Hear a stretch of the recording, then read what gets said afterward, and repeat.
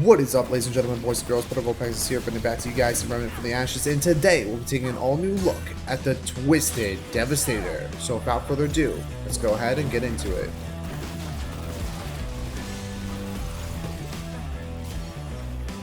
Alright, so we're using the pistol of the Iskall, we're using the Devastator, we are using the Scar of the Jungle God, we are using the Twisted Hood, we are using the Shadow Grab skin and the Shadow Legging skin, we are using the polished white stone, the blood font, and the blood letters insignia. Let's go ahead and get into traits here. So you're going to have a lot of traits to go about captivating on. One of the main three traits that I ended up picking is going to be this guy here, which increases healing effectiveness by 100%. Then from there I ended up picking another one, and that one happens to be this lovely guy right here known as Spirit, which increases mod power generation. And last but not least, I ended up picking Swiftness as your final main talent you should be focused on when it comes to the traits as a whole. Now keep in mind that the game is very diverse at the end of the day, and you can capitalize on each and every trait, so I recommend going for each and every trait within the course of the game because it makes that build that much better. But without further ado, let's go ahead and get into some action. Alright, so we are here on Earth in the Apocalypse mode in the Hidden Sanctum, so I'm going to give you guys a quick breakdown of how the build works, what I think about it, the pros and cons, and all that lovely stuff. So sit back, relax, and enjoy. So ideally, one of the reasons I ended up going with the Devastator for this build is because I was primarily looking into just doing a lot of bleed-based damage, because I wanted to not only go about doing sufficient damage from a range, but I wanted to go about also healing myself off of that set damage I ended up doing. But I realized at the end of the day, when going about capitalizing overall on the overall healing efficiency, that I didn't have any AoE to compensate for that healing efficiency. So because the Devastator happened to be single target. So what I ended up doing was I just swapped over to the Pride of the Iskall to not only get me more healing output, but also utilize the fact that it applies AoE damage on hit as well. So it allows me to clear out massive groups of ads. It also allows me to heal myself, and on top of that, I can capitalize on utilizing the Devastator a little bit more to amplify my overall single target damage, but not only do that as well, but I can also go about applying the dot, which then in turn will go about healing myself and applying more damage as I progress throughout the course of the game. So it's actually really nice because it just feels really smooth and it's nice synergy at the end of the day. And in reality, it's one of those things where even if you're dealing with enemies that happen to have a high movement speed, they're still going to be taking damage over time. So in reality, regardless of where they are or where you are in comparison to them, doesn't really matter. As long as you hit them with the bleed proc, they're always going to be taking damage. So in reality, you're always doing damage to your target regardless if you can see them or not. And when it comes to dealing with multiple enemies that happen to come about being up close, I ended up going with the Scar of the Jungle God. Scar of the Jungle God is just a cool choice here because one, they look awesome and it flies into bleed stacks really nicely at the end of the day because it just blocks bleed on a melee weapon. And every time I happen to proc bleed because of my blood letters insignia, I end up go about applying healing, and then on top of that, because of the blood font ring I end up having, the healing is actually increased, and I can capitalize on utilizing that increased healing with a little bit of regeneration from Twisted Hood and the blood font ring, which is really cool. And what also makes things even better is the fact that I can use the polished whetstone to be able to capitalize on being able to do more DPS when it comes to applying bleed stacks. Now, keep in mind, there's a few different routes you can go about setting up for this particular build. There's other bleed-based options you can capitalize on to be able to maximize your overall bleed damage. But in reality, I wasn't really looking to maximize my bleed damage, even though this build is highly prefaced around the bleed concept. The reason being for that is because if I was to maximize my overall bleed damage, then I would be lacking in overall survivability and AoE potential, and it would be strictly towards single target based damage. And in that regard, if I didn't happen to have any mods up, then I wouldn't be able to apply bleed stacks, and then at the end of the day, it wouldn't really be self-sufficient for me, because then in that regard, I wouldn't be able to not only do damage, not only apply the dot, not only not be able to heal, but in turns I wouldn't be able to survive. So it wasn't really worth it in my opinion. So that's why I did a little bit of synergy between the Pride of the Iskall and the Devastator, and I think it ended up working out pretty well. The armor set I ended up choosing was the Shadow armor set for 2 pieces. The reason I ended up doing 2 pieces is because I wanted to capitalize on the Twisted Hood to be able to tie in a little bit more regeneration aspect, so that way I can play a more relaxed type of playstyle without really worrying about taking a few hits here and there, or worrying about being caught off guard, because in reality, I just passively regenerate, and even if I'm not passively regenerating, I have my Pride of the Iskall, which I can use to heal, or I can apply the Devastator base mod that it comes with, which then in turn I can apply a bleed effect, which then also heals me. So in reality, it just works in my favor. Now, how does the Shadow set tie into this?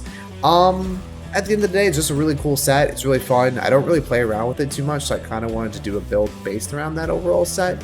It's a really good time because of the fact that not only does it allow you to increase your overall attack ratio when you happen to dodge, but it also makes everything feel a lot faster and a lot smoother because it's a lightweight set. So it gives you areas of opportunity not only to be able to get out of the way and to be able to reposition accordingly, but in reality, it also gives you the opportunity to be able to mitigate a lot more damage because you're wearing a lighter base set, so it gives you the option to be able to dodge a lot faster. And of course, when you do a successful dodge, you're getting the perks off that set, which in turn is just going to increase your overall attack speed, and so on and so forth. So it works out for you in the long run, in reality, just because of the fact that it just feels a lot smoother, a lot faster, and it feels a lot nicer at the end of the day. So it's a lightweight frame set, but in reality, you still have a nice AoE control, nice single target damage, and good self-sustain. So it actually works out in your favor, and it's kind of a chill, relaxed base build in reality, without having to worry about too much going forward with it, because at the end of the day, you can approach it however you want. There's not really a set rotation you have to do. It's just you have a lot of resources that you're supposed to capitalize on, and you can go about making the most of it. So it works out really, really well.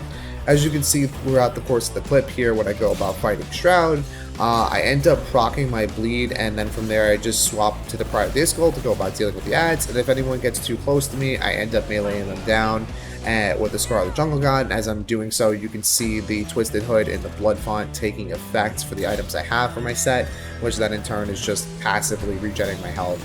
And then the bleed tick that I have on Shroud, regardless of how much damage it's doing, it's also healing me on top of that too. And if I end up getting bursted, that's fine. I swap over to Pride of Iskall, and then I just utilize the mod from there. So it just works out. Of course, things are going to be a little bit slower. It's not going to be the fastest build in the world, but in reality, it's the most relaxing, calm base setup for you. So you don't really have to worry about too much. You just proc the bleed, proc a few shots on them, swap over to Pride of Iskall, proc a few more shots, proc the additional healing, and bing, bang, boom. You don't really die.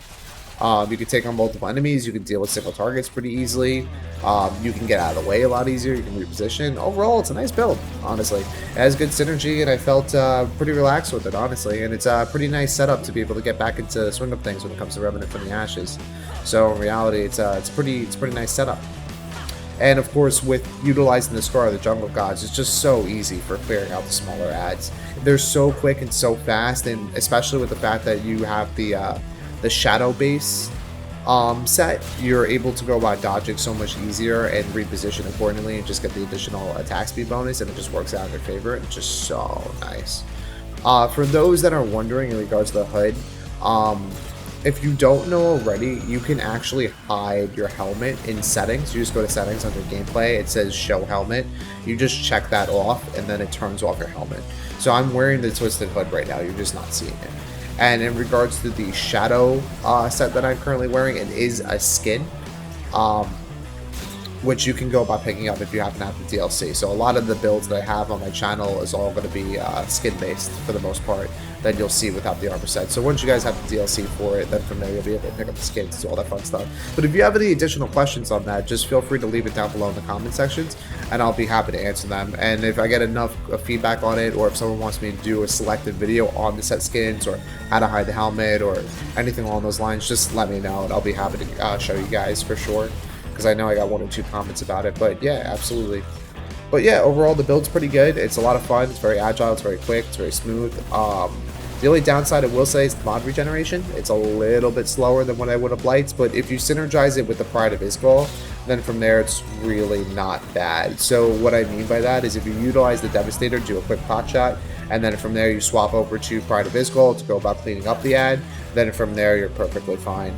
And then if you want to do a faster base reload, you can utilize consumables, or you can proc your ammo crate. If you proc your ammo crate, which is one of your consumables, it will automatically reload both your weapons instantly for one animation trait. So instead of going through 2 animations to reload your weapons, you only have to go through 1. So honestly, it's not too bad. But yeah, all in all, the build is really fun. It's very agile, it's very fast, and it's a good time overall.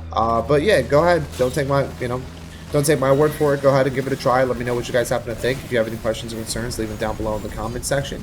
And yeah, but I'm gonna let the video play out in the background over here. From there, if you guys have any more questions, go ahead and let me know. And if you haven't already, don't forget to like, favorite, and subscribe. It really helps me out. And I hope to see you guys real soon. Later.